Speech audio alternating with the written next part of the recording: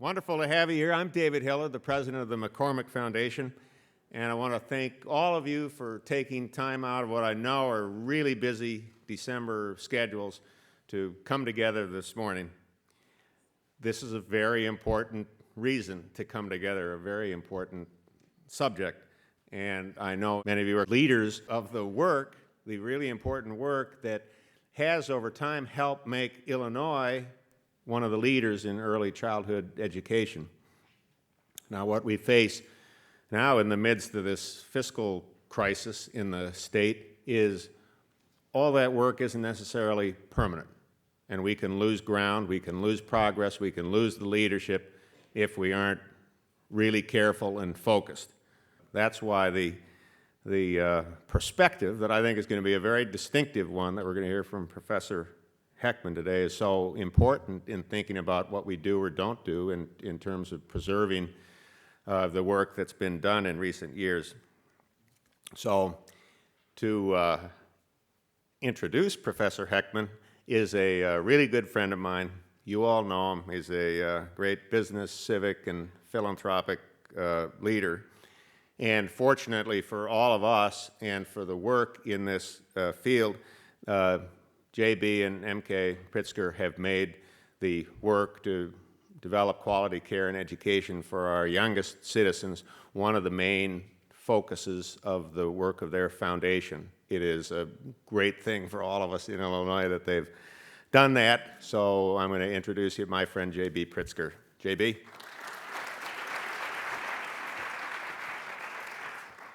Thank you very much, David. Businessmen like me wake up every day thinking about how to get the best return on our invested capital to produce the greatest gains.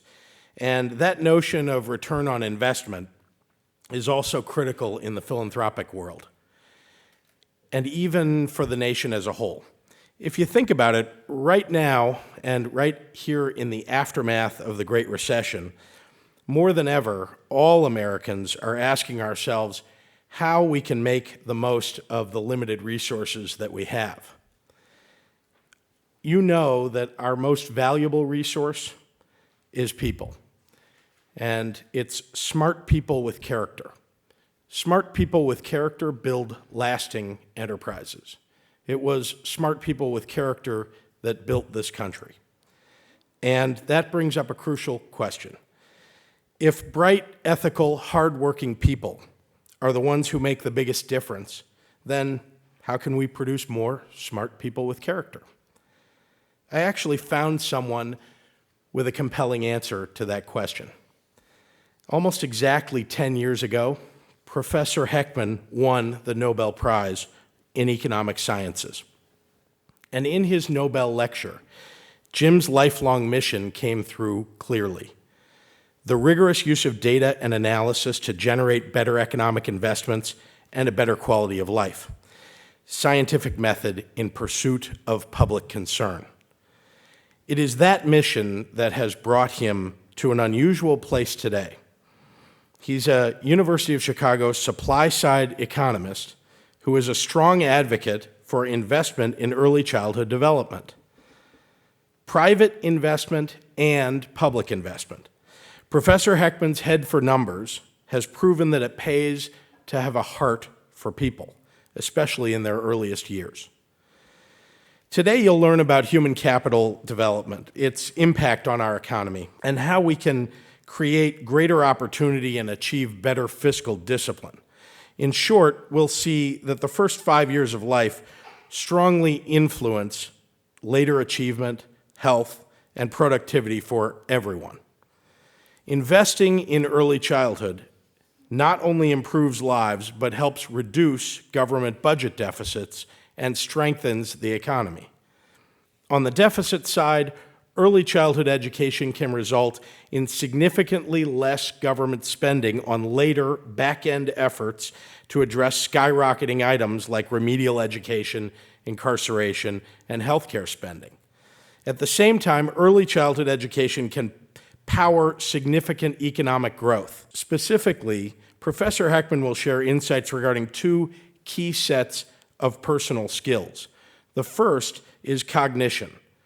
which encompasses our skills of gaining information and synthesizing it. Cognitive skills are important, but relatively ineffective without the second set of skills: attentiveness and persistence, impulse control and sociability. Some people call this social emotional skills. I call them character, because those supposedly soft skills are what I look for in an employee, what West Point demands in a cadet, and what all of us try to teach our children. What Professor Heckman will demonstrate is that it's the dynamic interplay of cognition and character that drives personal and economic prosperity. And that, crucially, these skills are fostered in the first 5 years of life. That's why investing in those earliest years is one of the greatest investments that parents can make in their children and that our community can make in families who struggle to do so. Put simply, early learning experiences greatly influence later earning experiences. They are a key foundation for economic success and a foundation that we must build. Put it all together, as Professor Heckman will, and investing in early education emerges not only as a viable social goal, but as a very effective fiscal and economic strategy. It will help us to improve the quality of education and health, reduce expenditures in the Illinois and federal budgets, and produce the competitive workforce that we all crave. And this strategy presents itself right now, at the moment we need it most. All you have to do is listen to the news during the last few weeks. We are embroiled in a seemingly never-ending political debate. Should government invest more in pursuit of short-term economic stimulus, or should it pull back on its budget to stabilize our long-term economic prospects? The answer, of course, is yes. We should be discussing how to make the most prudent cuts and the smartest investments. And early childhood education is a smart investment. Just like a good business investment, it cuts through to the wise use of scarce resources. It can help us transform our present moment of economic trial into a future of economic triumph, and do it in a cost-effective way. All it takes is a smart, tough-minded, and proven approach: investments in families to support early childhood development for at-risk kids. For those of us in the worlds of business, government, and advocacy, this is an important strategy to adopt, and at an extraordinarily critical time. And that's what makes Jim Heckman a vital messenger today. It is my honor to welcome a man of brilliance and commitment, my very good friend, Jim Heckman.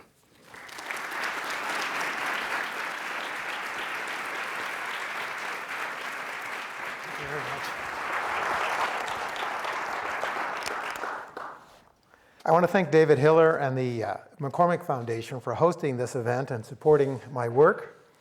And I also want to thank J.B. Pritzker for his opening remarks, which in some ways presage and maybe just make my comments and speech today obsolete, and for his generosity and visionary support of basic research on the economics of human development.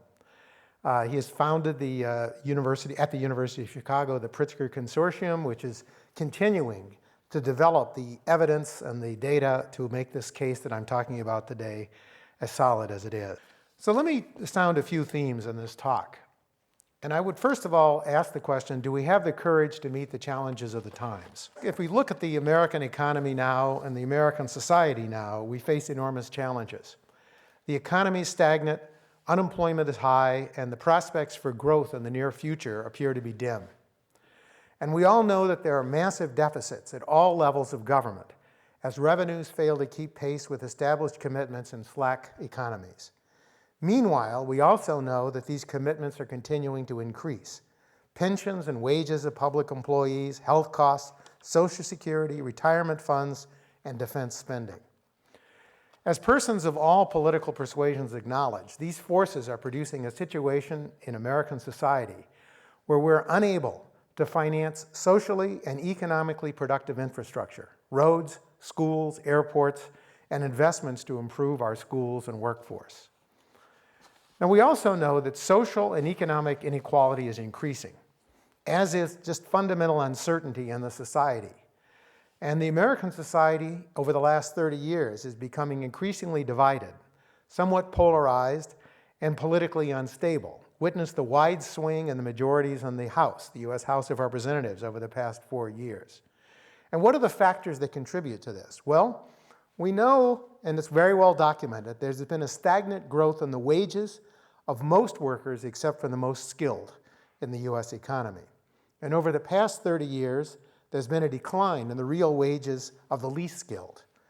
We know that the disadvantaged are under stress, and so is the middle class.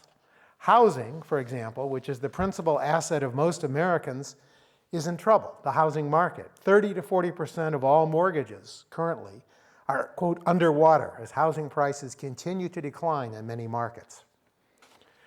Now, I think in framing these questions and discussing public policy and thinking about how we can make effective public policy, the recent summary from the Bowles-Simpson Deficit Commission reviews these and other problems in a very succinct way and makes a major challenge to American society. Bowles-Simpson essentially make the following credo, and I'll make a few slides, excerpt from the Bowles-Simpson report if you haven't seen it. It was well publicized last month, but I think the theme here is very simple: make the wisest investments for growth. So the Bowles-Simpson Commission report is worth taking a look at. What are the guiding principles and values? First of all, they argue that we have a patriotic duty to come together on a plan that will make America better off tomorrow than it is today. We also know that the American economy cannot be great if we go broke. The economy will not grow, and our country will not be able to compete without a plan for addressing the huge burden, in particular the debt burden that faces our society. And in Illinois, we know that the debt burden is particularly heavy among all the states in the United States. On the other hand, they remind us that throughout our history, Americans have always been willing to sacrifice to make the nation stronger over the long haul. And indeed, that's the promise of America, to give the children of America and our grandchildren a better life. So what are the guiding principles and values of that they remind us of? First of all, they remind us something which is an unpleasant but important political reality, that American families have spent the last 2 years making very tough choices in their own lives. And, the Commission writes, they expect the Commission and the politicians and people across the whole political spectrum and social spectrum to do the same. The American people are counting on us to put politics aside, to pull together and not pull apart, and agree on a plan to make America strong for the long haul. And so what is that plan? Well, I'm not going to give the entire report, so don't worry about that. But I do think a couple of themes are worth sounding, and I want to amplify those today. First of all, to protect the truly disadvantaged. Focus on benefits for those who need them, and to ensure an affordable and sustainable safety net as part of an economic investment strategy and also as part of a social strategy to recognize the realities of what is going on in American society. And then the next theme, which they sound, and an important theme to sound, is to cut and invest at the same time to promote economic growth and to keep America competitive. To cut red tape and inefficient spending. In other words, to take a very hard-nosed strategy now to budgets, to put politics as usual on the side, and to invest in education, infrastructure, and high-valued R&D so that we indeed can leave a better America for tomorrow. And so I'd ask the question, can we meet this challenge? Can we bequeath a better future for our children and our children's children? Do we have the courage to make the right cuts and the wisest investments to promote growth and American competitiveness? How can we do this? Well, I think we have to do the simple thing of facing economic and political realities, to embrace innovation and creativity in policy. And I think this is something we've been unable to do. Many now attribute the short-sighted perspective of American public life and economic policy to the very short electoral cycle that characterizes our society. Many people say that current conditions are so bad that it's impossible to implement any effective new policies. And there's no question that the times are bad. But if you look at American history, We've faced tough times before, and even tougher times. Historically, we've gotten important things done even in times of great adversity. So I'll just hearken back to a history, some of it which is an Illinois history, or at least done by Illinois leaders. Lincoln, for example, chartered the construction of the first transcontinental railroad during the Civil War, surely a much darker time than we face today, and he created the infrastructure of the land-grant colleges. During the Great Depression, Franklin Roosevelt created a variety of effective public programs that developed American economy and the society, the TVA, rural electrification, fostering the arts under the WPA, and America's first comprehensive national social safety net. Social Security, at that point, took millions of Americans out of poverty and continues to do so today. President Eisenhower supported the building of a highway system even as the U.S. faced the threat of nuclear war, although that was a time of a healthier, more vibrant economy. And traditionally, our leaders have been visionary, and this is across the political spectrum. So Teddy Roosevelt is remembered for fostering the national park system, Kennedy for developing the STACE program and supporting the basic science that drives today's innovations, and Lyndon Johnson for passing the civil rights bills that created a more just and open society. So I think in times when times are tough, we have to have the courage and vision to move forward, not just to reduce deficits, but to advance the people and our country. We've acted wisely before, and we can again, and I hope we will now. So how can we go forward? I think what we need to do is tackle the fault lines in the American economy. And what are those fault lines? Well, these are the challenges we have to address. First of all, we do have to address the deficit. The deficit is choking us. We are simply unable to proceed in a lot of economic and social investments that are useful for the larger society. We have to increase productivity in the workplace, in schools, and in government. We need to reduce the economic and social inequality that pervades in our society and has been increasing in the last 30 years, and promote social mobility and economic opportunity for all. And I think we have to recognize and aid the shrinking middle class and recognize that it's a huge problem. So I want to discuss a way to tackle all of these problems head on. I want to suggest policies that tackle a major fault line in American society that we've ignored for the last 30 to 40 years. Now, what is that fault line? It's something that we all know is happening, but we don't address in public policy, namely growing disparities in skills and abilities of our people. The problem is well documented. The skills, as J.B. Pritzker was just saying, the skills of our people are a major source of productivity for the economy. The livelihoods of most Americans depend on the skills and the compensation they receive for those skills. And the skills in any modern society, whether it's in the US or Western Europe or in many of the major developed areas around the world, are the major determinants of social advantage and disadvantage. And if anything, because of the globalization of the world economy and the skill bias and the technical change, where the wages of high-skilled labor have been increasing at a much faster rate than that of less skilled labor. These trends are there, and at the same time are of great importance to understanding what's gone on in American society and even what our policies have been. Now, even though the price of skills, the wages of the skilled, and the demand for skilled labor has gone up, America's rate of producing skilled workers has actually slowed down. This is discussed in a very nice book by Golden and Katz that was published a few years ago, and I will give you some information on this today. What we've seen is an emergence of two Americas. Michael Harrington talked about this some 50 years ago, but in a very different sense. Here, I think we see, even in terms of the middle class, we see a shrinkage in pressure. So let me just give you one fact. These are the statistics that come from on American statistical educational attainment rate for people born in different years. I don't know if you can see those figures, but this is people born in different birth cohorts. So if you go over here, for example, you'll see people born in 1900. And this is the fraction of people who graduated college, very small number, and the fraction of people who graduated high school, much less than 50%. And as we went over time, we can see that what was happening was the emergence of a solid blue-collar middle class, high school graduates. The high school graduation rate continued to increase over successive cohorts in America, as did the college enrollment rate. Some downturn during the Depression and so forth. But something happened with cohorts born around the mid-50 and have been continuing in the United States. And so if we take this trend out to the end, up to the most recent cohorts, what we see is that the American high school graduation rate, if anything, has declined somewhat.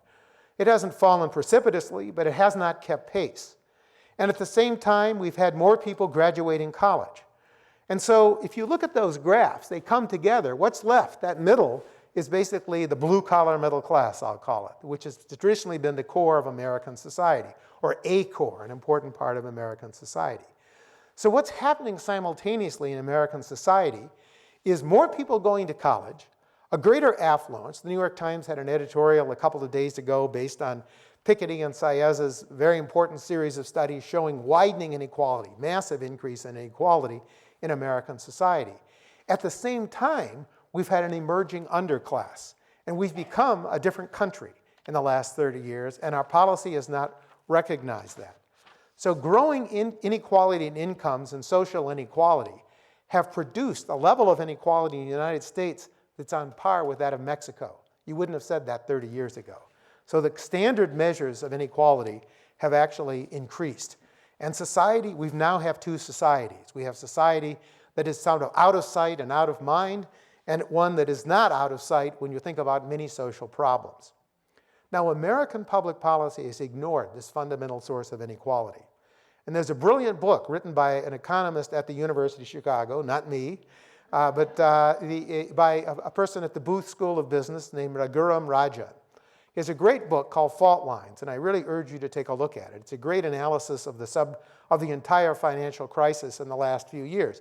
You may recall that it was Rajan who was questioning the ability of markets to self-regulate in the 2005 Jackson Hole Conference, and who was actively attacked by Larry Summers and others at that conference. But he's been vindicated. One theme, Rajan notes that the subprime crisis, which triggered financial market failure and the crash of 2007-2008, and which haunts us today as housing prices continue to decline in many parts of America, was due in large part to American public policy to combat inequality in the labor market and the economic squeeze in the middle class. We typically don't associate these things. What American policy did, and this was a policy that was crafted in two administrations. It wasn't just the Bush administration. It goes back to the Clinton administration and the first Bush administration, and even back to the Reagan administration, the seeds of it. We used cheap credit to address the problem of declining and stagnant real incomes, rather than attacking the basic problems producing inequality. So instead of addressing the core problem of the failure of American society to produce sufficient skills, we gave the middle class credit, including cheap mortgages, low down payment requirements to boost consumption in the face of declining or stagnant real wages. Now we know, in hindsight, that this policy backfired in many ways. And addressing the fundamental problem of inequality in this way had catastrophic effects. And there wasn't just this policy, it was also developments in financial markets. And I think political groups on all sides of the aisle, on all across the spectrum, really tried to paper over, in a literal sense, the deep structural problems with cheap credit, and this strategy blew up in our faces. So what I would urge us to do in a time of somber time is not to paper over the facts and to recognize in a somber way what exists and what we should do. Now, to face these challenges in an informed way, we need to be aware of the following realities. There are many trends in the world economy we cannot easily fix. I already mentioned globalization and the pace of technical change. Policies that are designed to shut down trade, to oppose basic economic forces may be politically palatable in the short run, but they clearly will only worsen our basic position. They are not a long-run perspective. And so all the debates we've heard especially around the run-up to the election about trade policy against China, the exchange rate policy and the like, are likely to have very minimal effects, and it's really affecting our basic economic position. So like the legendary King Canute the Great, if you can recall, he went to the seashore and he thought his powers were so vast that he could command the waves to subside. We can't do that either. we can't reverse or deny the basic economic and social forces that buffet our society. And the currents of the world economy flow very deep, and we have to swim with them, and we have to adjust to them. And so we have to consider a variety of policies and recognize that many of these aren't going to work. Boosting the skills of the population will attack the fundamentals, and it will raise the productivity of society while reducing inequality. So we need to make effective investments to improve skills. So what we need to do in a critical time is to prioritize our responses to the problem, the crucial problem of the growth of skills, the slow growth of skills in the American population. And we need to think much harder than we have in the past about what strategies are the most effective. With very tight budgets, and we know we face very tight budget stringencies, we cannot afford the traditional approach, which I think is a shotgun, scattershot approach to social policy that arises from politics as usual. We need to probe more deeply and to understand the important skills and the importance of what is really driving the problems in American society and what will really address those problems in a creative way. So now let me take on what is, in some sense, a sacred cow in American society. What are the best solutions to America's skills problems? Everybody will agree that we have a lot of problems, but is it fixing the schools, or is it supplementing families? Now, clearly it's both. But at the current levels of spending on the two activities, we should ask the question, where should the next dollar go? Where should public and private activity be directed? Now, we know that the schools are bad. We know that in many inner-city schools are particularly bad.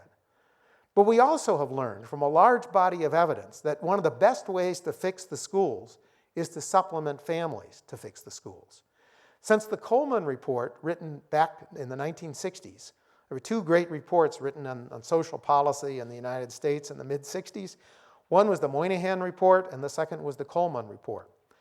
The Coleman report showed us that families are the major determinants of success of children in schools and major determinants of inequalities and the test scores. So when people talk about the achievement test score gap and worry about the fact that across different social and economic groups, test scores aren't keeping up, one fact that's not discussed, and it has to be discussed, it's now too urgent not to discuss it, is the fact that the family is the major support of success of schools. Not that the schools can't be reformed, but that also the families supporting the schools play a very important role. Healthy families promote successful schools, and we have to recognize that. What we are doing now is not all that effective. At the present time, our social policy has largely focused on fixing the schools. So you have a large range of very well-intentioned individuals. Bill Gates, Warren Buffett, many others are focusing primarily on innovative ways to improve the schools. And I'm not going to deny that that has to have some promise. The evidence, however, on school reforms to date is at best very mixed. By no means are all charter schools more effective than public schools. Diane Ravitch has mentioned this in several recent papers and books. But if you look at the latest evaluations that have come out, they show that about 20% of the charter schools are better than the public schools in terms of the performance against the public schools they compete with. 20% are worse, and about 60% are the same.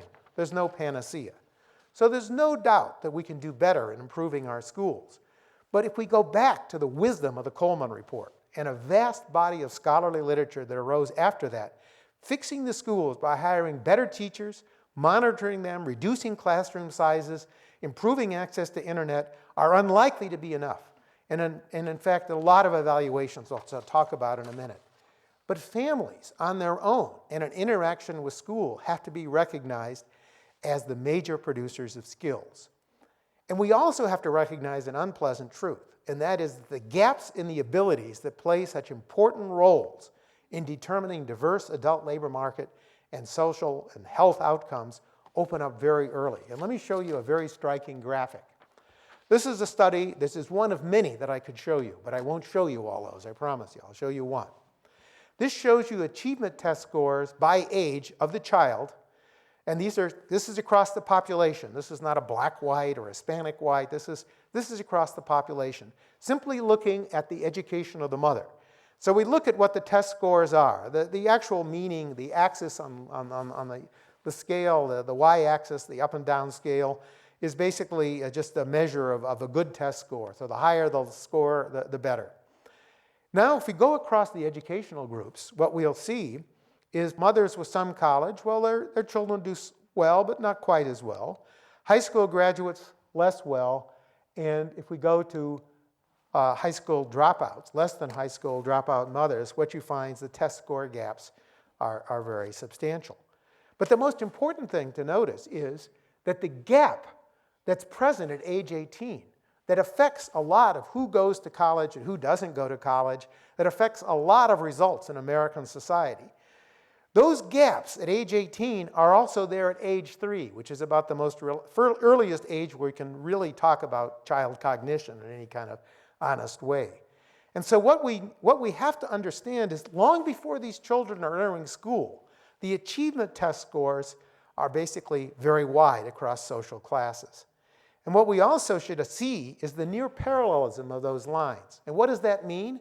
It means that the schools in American society, as unequal as they are neither adding to or subtracting very much from those gaps. The gaps are there early, and the gaps are there, and the schools, which is our major target in American society, simply are not adding as much or subtracting as much as we think in American policy currently thinks. So what we've come to understand is that family income, tuition, and many of the things we talk about in terms of the achievement gap, these things are not as important as the skills of a child at the age when the child applies to college. And I'll give you one other startling fact. If you simply control for the ability of a child, measured at the time children are making the age decisions to go to college or not go to college, we know there's a huge gap between the advantaged and the disadvantaged, minorities and majorities about college going and high school graduation. If we look, for example, at these gaps, what we'll find is something I think very striking. Let me just show you. This figure here, I need to take a look at it to see, let me see it here. This gap here is showing you the high school completion gap. And if you look at the top row, you'll see that the gap that was well documented, and there are many studies of this type, where the white-black gap in high school completion is substantial, 6 percentage points, so in the whole society. Hispanic-white gap even greater. If you look at the second set of rows, the second row of numbers, if we control for that variability, that picture I showed, that very measure of ability that is present at age 18 and that emerged long before college and before people entered the school, these children entered the school, the gap actually favors minorities. So what minus 14 means that once you control for the differences in abilities that emerge, there's a 14 percentage point gap favoring minorities, or 12% in Hispanics. And if you look at the college-going gap, we get a similar story. So when we think about all the policies that are designed to improve and facilitate inclusion, we have to go back to the fundamental core that these abilities are fundamentally important. And we then also have to recognize that the accident of birth is the greatest source of inequality in American society. And let me just show you one figure that's really dramatic. Here is something from a number of studies. I'm drawing from Jane Ellen Huttenlocher's work at the University of Chicago. There's comparable work by Hart and Risley. But it simply says, how much does the child actually have? What vocabulary? The number of words. And this is in months of a child's life. So the age in months, up to 26 months. So this is still very early in the child. But if you look at the differences in the social and economic groups and the number of words acquired simply by the education and the background of the family, substantial gaps are emerging. So at 26 months, these kids from advantaged families have 800 words in their vocabulary. From disadvantaged, less than 200. And it's these and many other trends that have been documented in the early life that really create a huge burden. And this is another ugly truth, but I think we should face it, that American family life has worsened for many children. And so if we look, for example, at the percentage of children under 18 living with one parent by the marital status of the parent, we see a striking graphic. So for example, we look at the children living in divorce. And we can see that by the time we get to 2006 or so, and even since the mid-'80s, the percentage of children living in families where the parents have divorced is somewhat stabilized. If we go to the next and simply ask where the families are married but the spouse is absent, that's grown, but hasn't been a major source of growth. A traditional source of children living with one parent has been widowhood. That's decreased as the healthcare system and healthcare generally has improved. If we ask about another category, which in some sense is the category of the greatest disadvantage, it's the percent of children living in families where the parents never married. And we know from a number of studies that most of the growth of this family is in high school dropout women, children in environments, living in environments where there's very few resources, those who are essentially less read to, less advantaged in many different dimensions. And so what have we learned about families, and what have we learned about this? So this is a striking and important trend, and this is not just a racial trend. It's not a question of blacks versus whites or Hispanics versus whites. This is a trend that's happening across the entire society. And it's a society, it's something where we're all in the same boat, and we have to recognize the commonality of these problems. So what have we learned? How do families produce advantage and disadvantage across the generations? Well, we know, and we've moved long beyond this crude notion about genes or genetic basis. Genes are important, but genes are hardly the whole story. And we also know that it's not simply access to financial resources. And so this was an experiment that American public policy tried some 40 years ago about giving people more money, trying to finance just people in poverty. And we know that money itself is not enough. There's a book written even, "The Money is Not Enough." An overwhelming body of evidence suggests that parenting plays a crucial role. What parents do and do not do, how they interact with and supplement the lives of their family. And if we face a true measure of poverty and inequality, we need to understand that it's probably the absence of parenting and the presence of parenting that defines the true measure of poverty, at least in the early lives of children. And the genetic arguments that have received so much attention are discredited for many reasons, simply because we know that even the heritabilities that people focus on are fundamentally altered by the amount of poverty and disadvantage and absence of good parenting environments that children grow up in. And so I think what we have to do and recognize in our public policy is that to foster the skills of American children, we have to help America's families. And so the central role of the family has been known since time immemorial, is recognized in almost all religious texts, and we know you don't need me to tell you about this. On the other hand, we have to educate more generally the politicians and scholars in public policy to understand that the base of skills needed for success in life are formed before children enter school. And I would just remind you, just repeating this graphic, but because I think it's so visually important and because there's so much evidence that supports it, that these gaps open long before children enter school. And we have to address the problem long before children enter school. And so as J.B. Pritzker was saying, one thing we've also come to understand, and this is a major shift in American public policy thinking, is that character matters. Character matters in a way that we traditionally did not recognize. Public policies need to recognize the importance of what are sometimes called character or soft skills. There's an emerging body of evidence that shows that as is intuitively obvious and commonsensical, much more than smarts are needed for success in life. When people back in the 60s, when Lyndon Johnson, when in the early war on poverty, people were looking primarily at measures of test scores and measures of skill as essentially as the measure of skill in society. But what we've come to understand is an emerging body of evidence has shown that common sense prevails, cognitive skills matter, but so do things like motivation, sociability, the ability to work with others, attention, self-regulation, self-esteem, ability to defer gratification. These things matter a great deal.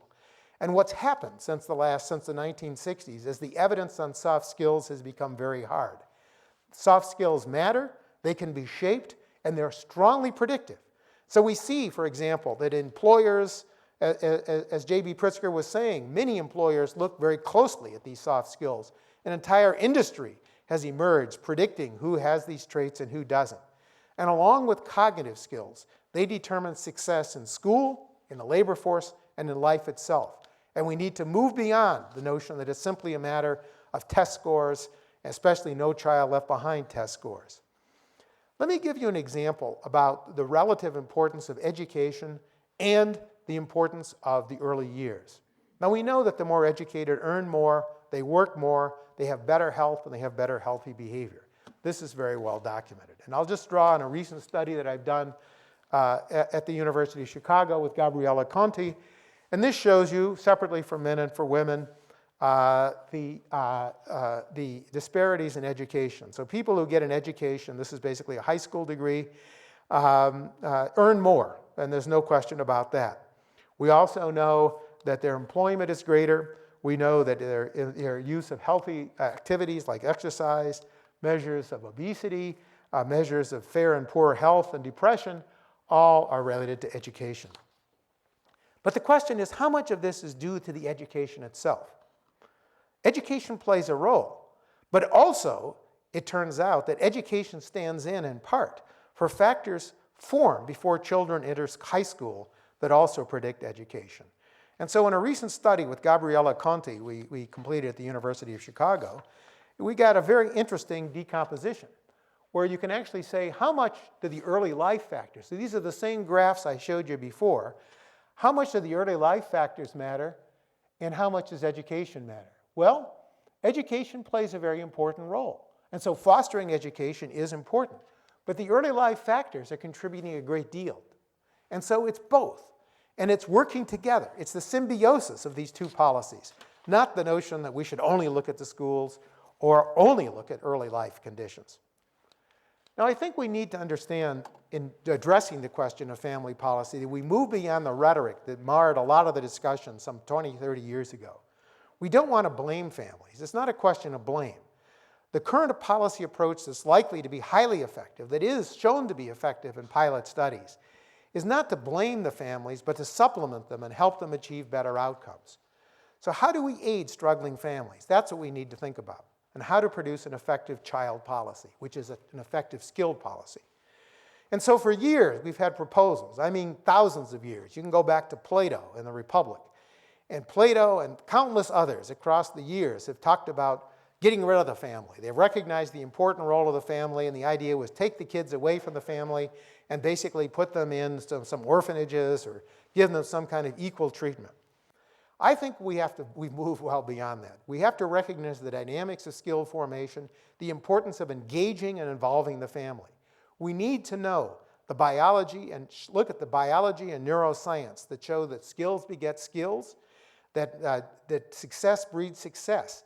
And literally, there was a recent symposium in the New York Academy of Sciences about the biology of disadvantage, how literally disadvantage gets under the skin, how individual mothers who are smoking and drinking during pregnancy will actually lead. I just got a graphic from my co-worker, Gabriella Conti, about literally the reduction in head size and in femur length and so forth that came from mothers smoking while the child was in utero.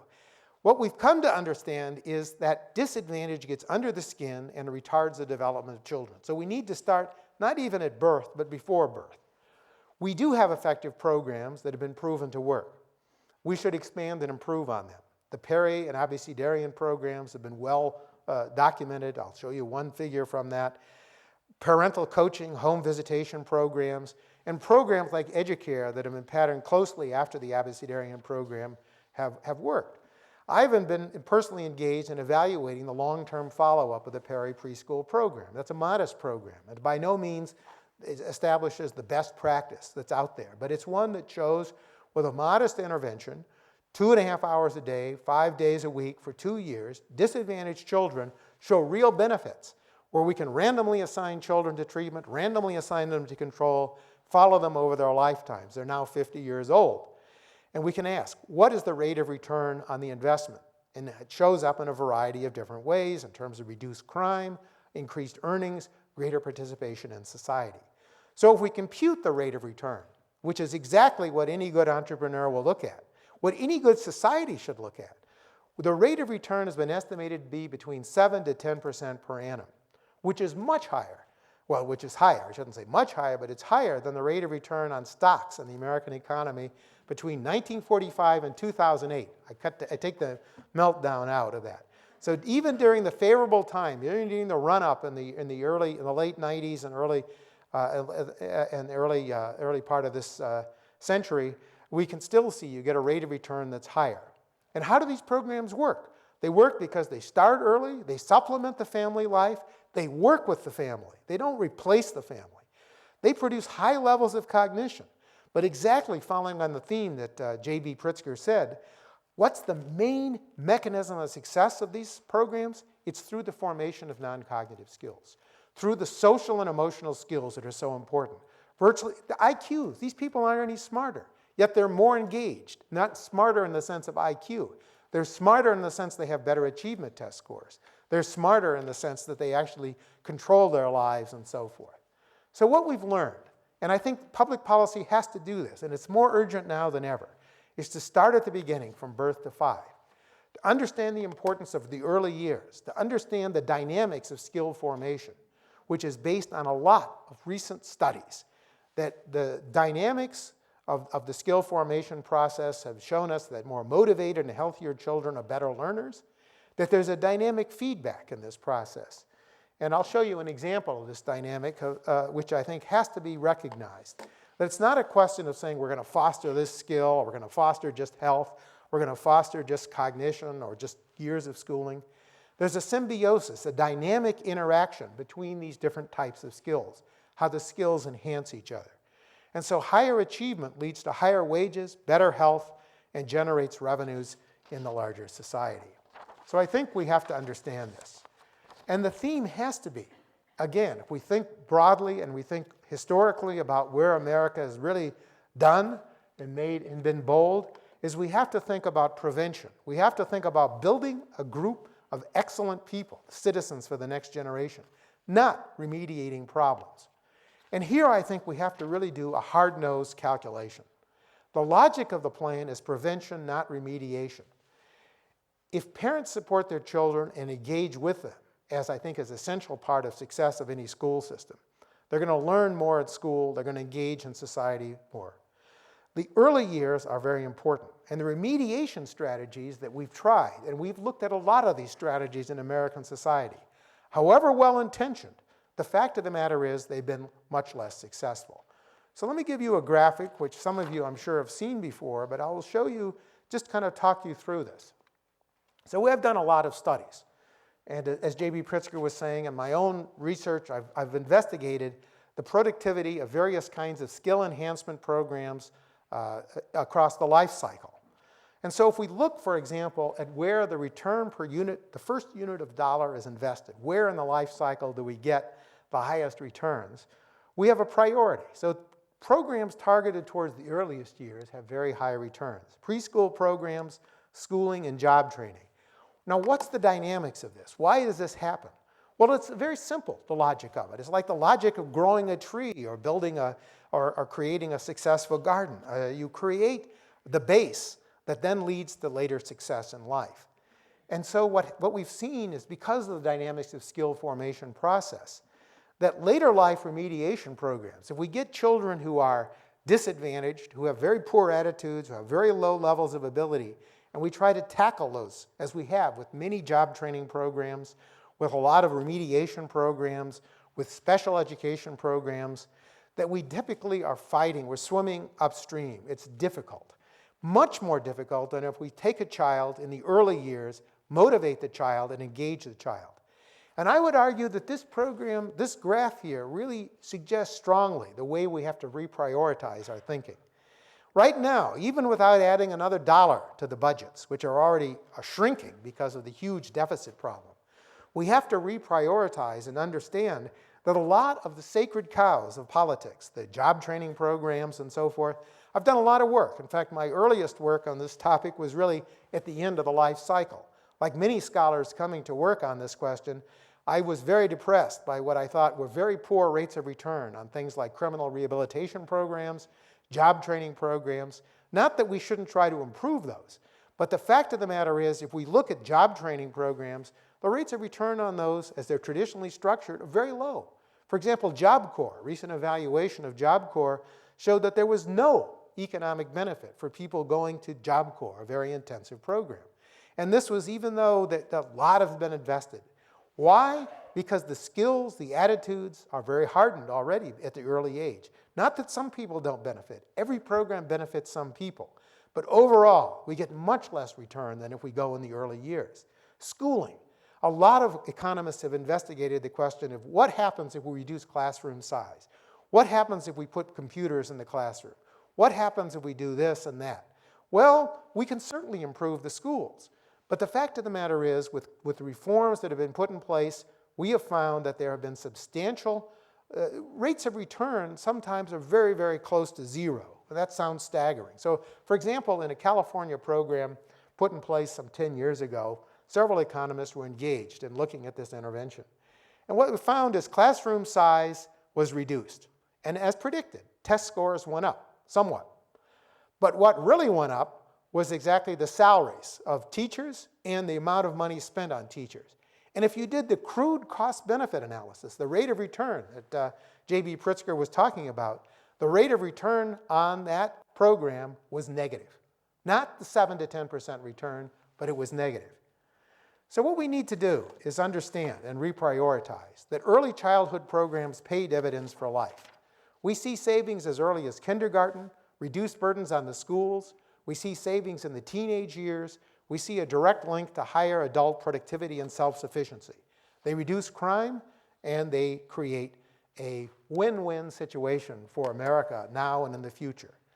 This public policy, and this is something the advocates have not really fully drawn out in their debate, in their position, is that it's a win-win strategy because it's one of the few public policies that has few or no trade-offs. Typically, you'll see the discussion, on the one hand, you get this policy, and the other hand, you get this benefit, capital gains being the most prominent, but there are a lot of other policies and so forth, where sometimes you can improve productivity, but you do so at reducing equality in the society. This policy tackles inequality. That's its goal.